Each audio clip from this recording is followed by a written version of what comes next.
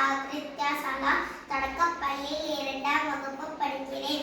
மகாகவி சுப்பிரமணிய பாரதியார் ஒரு தமிழ் கவிஞர், சுதந்திர போராட்ட வீரர், எழுத்தாளர் மற்றும் சமூக சீர்திருத்தவாதி ஆவார். இவர் திருநெல்வேலி மாவட்டத்தில் உள்ள எட்டயபுரத்தில் டிசம்பர் 11, 1852ஆம் ஆண்டு பிறந்தார். இவரது தந்தை சின்னசாமி ஐயர், தாயார் லட்சுமி அம்மாள். இவரது 11வது வயதில் இவரது கவிப்பாடும் ஆற்றலையும் புலமையையும் பாராட்டி எட்டயபுர மன்னர் இவருக்கு பாரதி என்ற பட்டத்தை வழங்கினார். பாரதியார் மட்டுமின்றி இந்தி, சமஸ்கிருதம், பிரெஞ்சு, ஆங்கிலம், மலையாளம் போன்ற பிற மொழிகளிலும் தனிப்புலமை பெற்று விளங்கினார். சுதந்திர போரில் பாரதியின் பாடல்கள் சுதந்திர கடலாய் மக்களை வீறு கொள்ளச் செய்தது.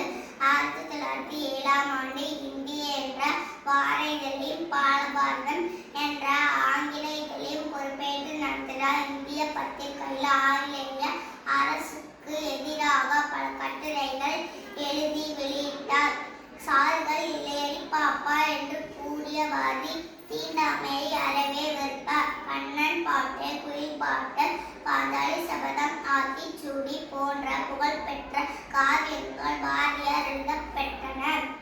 இவர் மகாகவி, மக்கள் கவிஞர், தேசிய கவி, சிந்துக்கு தந்தை, முண்டாசு கவி என்றெல்லாம் போற்றப்படுகிறார். இவர் 1921ஆம் ஆண்டு செப்டம்பர் 11ஆம் தேதி தனது 39வது வயதில் இவ்வுலக வாழ்வில் இருந்து விடுதலை பெற்றார். மகாகவி மறைந்தாலும் அவரது கவிதைகள் இன்றைக்கும் நமக்கு தேசபக்தியை ஊட்டிக் கொண்டே உள்ளன. எனக்கு வாய்ப்பளித்த சுதந்திரா இயக்கத்திற்கு நன்றியை தெரிவித்துக் கொள்கிறேன்.